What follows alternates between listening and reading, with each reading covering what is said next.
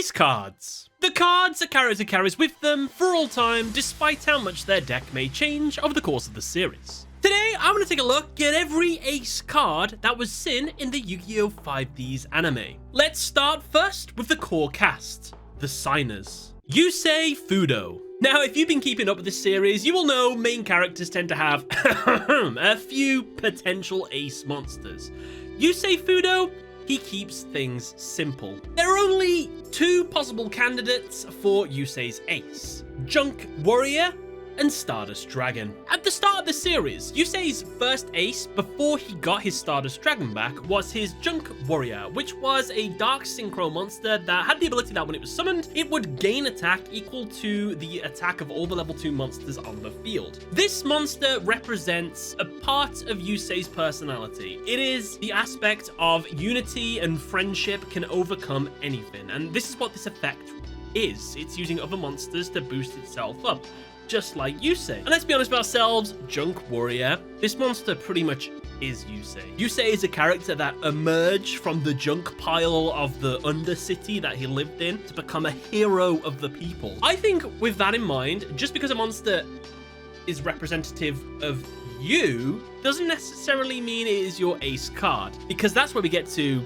yeah, let's be honest ourselves, Yusei's real Ace card, Stardust Dragon. A level 8 wind synchro monster and one of the destined signer dragons to be wielded by a signer. While Yusei does believe in the power of friendship and teamwork to rise up against any challenge, he also believes he needs to protect everyone as well. And how can he protect people? With his monster's effects. Stardust has the ability that when a card would be destroyed on the field, it contributes itself to negate that destruction. And then during the end phase, it'll come back to the field. There's a lot of obvious reasons why this monster is his Ace. Like with all of the main characters, they all have a 2500 attack point main monster as their Ace monster. This monster fits that bill, but more so, this card was originally owned by his dad, Mr. Fudo, and then Mr. Fudo, everything went pear-shaped, and then he got 3 of them, and he gave 3 of them to, I think it was Roman Goodwin.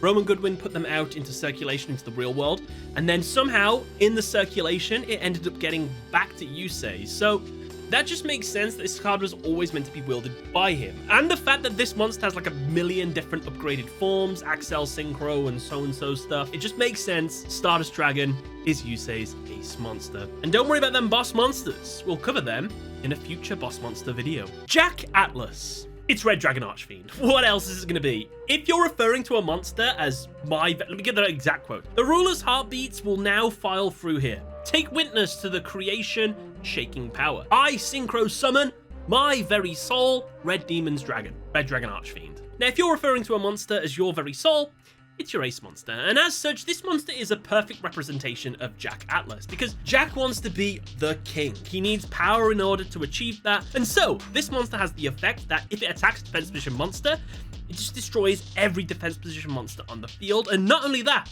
at the end of the turn, if monsters didn't attack, they blow themselves up. For the signers, it's actually kind of easy to pin down their Ace monsters. They're all the signer dragons. All their decks are working towards this monster, and for a lot of the characters, this is their Ace and boss monster. The only two I would say that have upgraded forms of their Aces into boss monsters are Jack and Yusei. This kind of reminds me of how in Digimon, Tai and Matt were the only ones to get Mega Evolutions with War Greymon and... oh no, the other one, the metal wolf looking thing. That one anyway. The rest of the cast didn't really get any upgrades, so it's such a shame. We got them in the real world, just not in the anime. So we could just blast for all these. Akiza Izuniski. Her Ace is the Synchro Fire monster, Black Rose Dragon, who has the effect that when it is summoned to the field, just destroys everything, blows it all up. And this is perfect as her Ace because it is a perfect representation of how she feels about herself. She's got like these psychic powers, she hurts those around her. What does the Black Rose Dragon do when it's on the field? It hurts literally everything around it, so it's perfect. But this monster also has a second secret effect people seem to forget about, which is once per turn, you can banish 1 plant monster from your grave, target 1 defense position monster your opponent controls, change it to attack, and if you do, its attack becomes 0 until the end of the turn. Luna. Her Ace is the Light Dragon, Ancient Fairy Dragon. It has the effect to special summon a level 4 or lower monster in the hand, and you can also blow up all field spell cards in the field spell zones. Then after you destroy them, you gain 1,000 life points. Then you can add any field spell you want from your deck to your hand that has a different name than the field spells destroyed. Now, Luna has a twin brother, Leo. Now, his ace monster actually changes over the course of the series. Early on, it starts out as Power Tool Dragon. This is before he's officially a signer. Power Tool is an Earth Machine monster. Since it isn't a dragon, it's not really a part of the signer dragons, but it has the ability to pick 3 equip spells from the deck. Your opponent picks one of them, you add that one back to your hand, and you shuffle the rest back into the deck. Then if this card would be destroyed while has an equip spell equipped to it, you can destroy the equip spell instead. However, when he became a true signer, his monster's shell was revealed. The metallic skin came off and the real ace was revealed. Life Stream Dragon. This monster has the effect that when it is synchro summoned, it can make the life points of the wielder become 4,000. With it on the field, you take no effect damage. And if this card would be destroyed, you can actually banish an equipped spell in the graveyard instead to keep it on the field. What's a bit weird about this monster, however, is you actually have to use Power Tool Dragon as one of the materials to summon it to the field. So you could say that Power Tool is still his ace and Lifestream is his boss monster. However, I would say that the ace monster transferred over to Lifestream Dragon, since it is actually the true form of Power Tool Dragon. Crow Hogan. Now, Crow is an interesting case because I know it's not the official thing that happened in the series, but originally, Crow was actually meant to be a villain. He wasn't really meant to be one of the main signer cast. He was going to be a dark signer. With that in mind, thinking of Crow as an antagonistic force, his ace monster makes more sense as a villain boss monster, as his original ace monster was Blackwing Armor Master. Its effect is that it cannot be destroyed by battle. You take no battle damage from attacks involving this card, and at the end of the damage step, if this card attacked a monster, you can place 1 wedge counter on that monster. You can remove all wedge counters from your opponent's monsters. The attack and defense of those monsters that had wedge counters becomes 0 until the end of the turn. That's quite a durable ace monster to have with very detrimental effects to the opponent. This feels like a villain kind of boss. However, he does have another monster, and that is the Signer Dragon, Black Winged Dragon. This monster's effects: if you would take damage from a card effect, place 1 black feather counter on this card instead. This card loses 700 attack for each black feather counter on it. Once per turn, you can remove all black feather counters from this card. Target 1 face-up monster your opponent controls. That target loses 700 attack for each black feather counter removed, and if it does, inflict damage to your opponent equal to the attack lost. I think it's safe to say Black Winged Dragon is probably his real ace monster. However, deep down in my heart, I think it's Armor Master, but I'll let you all be the choice. What do you think Crow's real ace is? Let me know. So if those were the signers, let's take a look next at the dark signers. There are 7 dark signers. Each one of the dark signers wields a Earthbound Immortal card. The easy answer would be to say, oh, all their ace monsters are the Earthbound Immortal. Done. I'm gonna say no. All the Earthbound Immortals are their boss cards. These are the cards that they want to get out to end the duel. However, underneath their dark signer hoods is a person with their own personality and preferences, and I think they have their own ace monsters underneath their Earthbound Immortals. And these are what I think they are. Rex Goodwin. His ace is surprisingly 2 monsters that work together: Sun Dragon Inti and Moon Dragon Quilla. In the anime, these work a little bit better as well, because one is a synchro monster and the other is a dark synchro. The two might be a reference to himself and his brother, or the fact that he possesses light and dark, the same as his brother. His brother was originally a dark signer and a signer. He had the good mark and the bad mark all together, and then after Rex Goodwin chopped off his brother's arm, he took his arm, stuck it on his own arm, then he too had a good signer mark and a bad signer mark, so that's probably that duality in there if I had to guess. Moondragon's effect is, if it is attacked, Rex gains life points equal to half the attack of that monster. If it is destroyed, 1 Sun Dragon Inti in the grave is summoned to the field. Sun Dragon's effect is, if it is destroyed by battle, the monster that destroyed it is also destroyed, and damage is dealt equal to half the attack of that monster. Once during the standby phase of the next turn, after this card on the field was destroyed, special summon 1 Moon Dragon Quilla from the grave. Roman Goodwin. Rex's brother, his ace, is Underground Arachnid. Why? Well, he has the mark of the spider, his deck focuses all around spiders, he can take control of people with his spiders, and I think he just likes spiders. This card's effect was, if it attacked, the opponent couldn't use spells or traps in response. You can select 1 face-up monster the opponent controls and equip it to this card. If this card would be destroyed by battle, you can destroy the monster equipped to this card instead. Now, I need to go back and watch the episodes to refresh if this was ever mentioned in the anime, but I think there's probably the spider's thread parable to do with why he likes this monster so much. If you don't know, it's like a Japanese story where the Buddha, he finds this lily pond, there's a hole, and you can see hell down the bottom, and there's this sinner down there, he's like a robber, and he saves a little spider's life. And the Buddha's like, oh, that's pretty cool. This guy might not be all bad. I'll tell you what I'll do. Since he saved a spider, I'll put a spider's thread down into hell and give him an opportunity to escape into paradise up here, if he wants to, if he can. And the robber down there, he sees it, he starts climbing up, but then other people in hell start climbing up the rope as well. He's kind of worried that the rope's going to snap, and he just selfishly doesn't want them to come up with him since it's his opportunity to escape. He's just trying to kick them all off, tell them to get down. And of course, the spider web breaks, not because there was too many people on the thread, but because he started to become petty and sort of showed that he didn't really deserve to be saved, kind of thing. So you could make that case with Roman Goodwin. He did activate the NRD destruction that blew everything up, so maybe he's trying to atone for that or something, so something along with that. Misty Treadwell. Her ace is the Dark Dragon, Dragon Queen of tragic endings. Why this monster? Well, because her life is very tragic, and I think she wants a monster and an entire deck to represent that, because the way you get this monster out is you have to have 3 continuous spells on the field. The 3 spells she actually uses to get this card out are her Sad Story continuous spells. These are Atrocious Day, Sorrowful Memories, and Unwavering Truth. Well, it's because her brother was psychic. She went to the psychic school of witchcraft and wizardry that Seiya and Akiza were at and took them there. He got tortured to death. That kind of made Misty snap and sort of go a bit mad and just want to punish people. She thought she had to punish Akiza, but it was actually Seiya. This monster's effect is when this card inflicts battle damage, your opponent sends 1 card from their hand to the graveyard. You can draw 1 card. During the standby phase, if this card is in the grave, you can send 1 face-up continuous spell you control to the grave, special summon this card from the grave. Devak. With the mark of the monkey, he's obviously going to wield Z-Man the Ape King. Its effect is if it attacks, the opponent can activate any spells or traps. When an opponent's monster declares an attack, you can select that monster and send 1 monster from your hand to your side of the field to the graveyard to negate the attack. Carly Carmine. Now, Carly's ace actually changes throughout the course of the series. Before she turns into a Dark Signer, her ace monster is Fortune Fairy Chi. Yes, that is a level 6 normal monster with absolutely no effect. Its flavor text is kind of cool though. It has a fortune on it.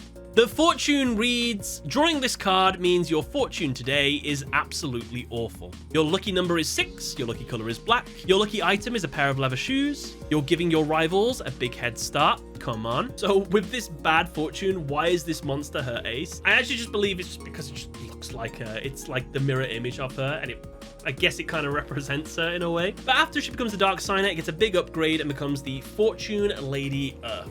It gains attack and defense equal to its level times 400. During each of the standby phases, increase the level of this card by 1. When this card level increases, inflict 400 damage to your opponents. I'll be honest, any of the Fortune Ladies or Fortune Fairies could have been an ace monster. Maybe it was one of the good ones that were ace. But I just think this one makes sense. Griga.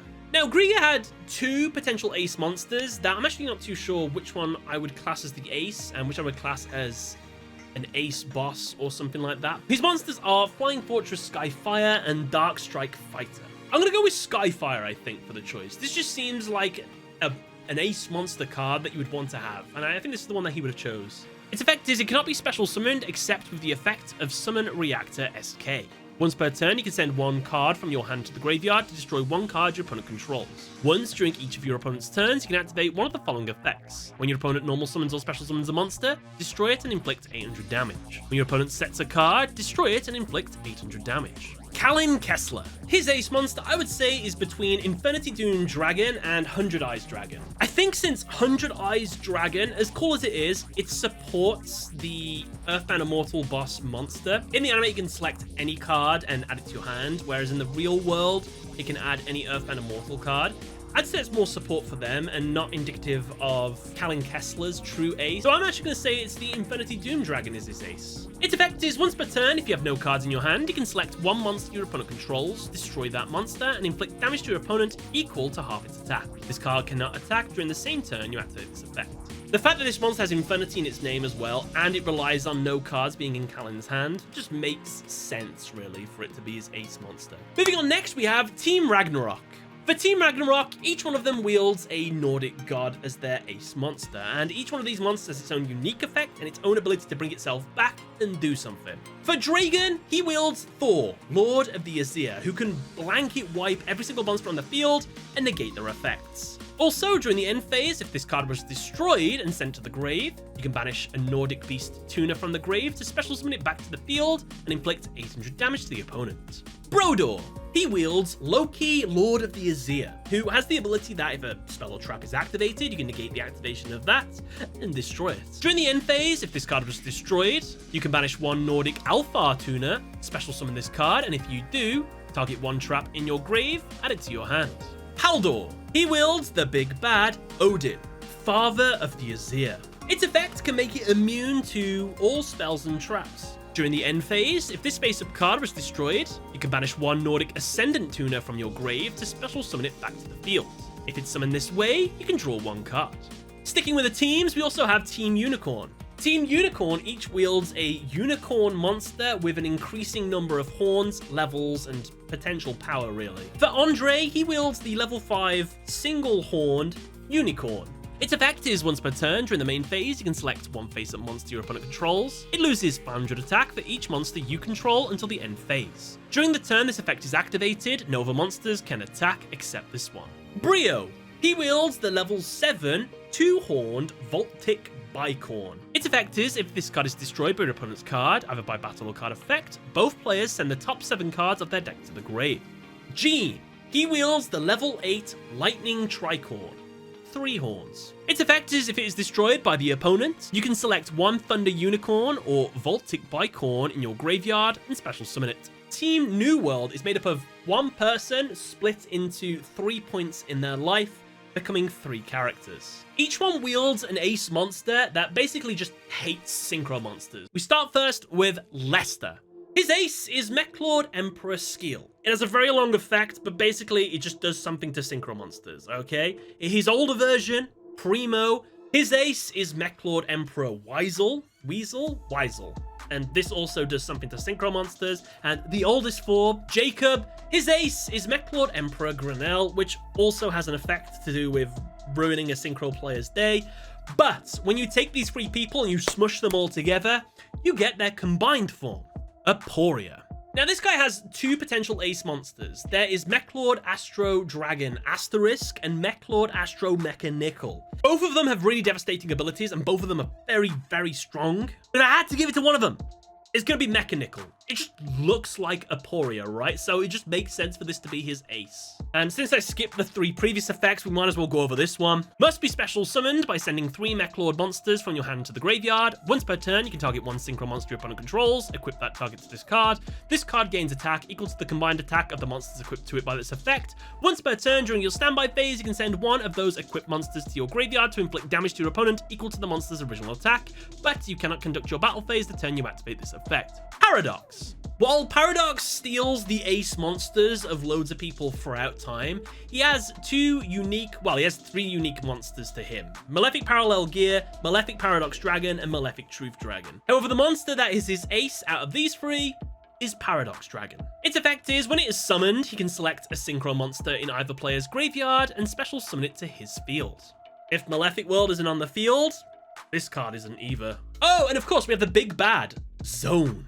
While his ultimate boss monster is Cephalon, the Ultimate Time Lord, there is a lower level one that I think I would class as his ace monster, and that is Meteon, the Time Lord. Like all Time Lords, if you control no monsters, it can be normal summoned to the field without attributes. It cannot be destroyed by battle or card effects, and you take no damage from attacks involving this monster. At the end of the battle phase, if this card battled, return as many monsters on the field as possible to the hand, and if you do, inflict 300 damage to your opponent for each card returned. Once per turn during the standby phase, shuffle this card into the deck. Team Taio. They share a combined ace monster of Zushin the Sleeping Giant. Team Catastrophe. They also share a combined ace monster, which is Hook the Hidden Knight. Its effect isn't that important. What's more important is the fact that they use this monster to cheese wins by, while it's invisible, putting its hook into Duel Runner's wheels to make them crash and get disqualification. Very naughty. For the rest of the cast, we have Bruno, whose ace is TG Blade Blaster, Tetsu Trudge, whose ace is Goyo Guardian, Sherry LeBlanc, whose ace is Chevalier de Fleur, who probably in modern days would have probably got Baron de Fleur as a true ace. Oh, she has a butler, by the way. He has an ace as well. Ellsworth, his ace is Driven Daredevil. Hunter Pace, his ace is Skull Flame. It's got an upgraded form, but that's his boss monster. We'll cover that in the future. Seiya, his ace is Fort Ruler Archfiend. Lyndon, his ace and favorite card is the Time Wizard. How cool is that? This card was given to him by his father because he just loves clocks. He's got a clock themed deck and everything, so it's kind of cool that his ace is a Time Wizard card. Lawton, his ace is Gatling Ogre. Kaz, his ace is Chaos King Archfiend. Tenzen, out of all of his hidden treasure monsters, I guess if I had to pick an ace for it, I'd say it's Crystal Skull. Bolt Tanner, Giant Ushi-Oni, and Lazar. Lazar, probably Jester Lord. And there's probably a few more characters we could do this for, but that's kind of the main cast in Yu-Gi-Oh! 5Ds. Want to learn more about the Signer Dragon Ace monsters? Well, I have a video all about that. Or would you want to watch one of the previous episodes? You can do that over here instead. Thank you all for watching, everybody. Catch you later.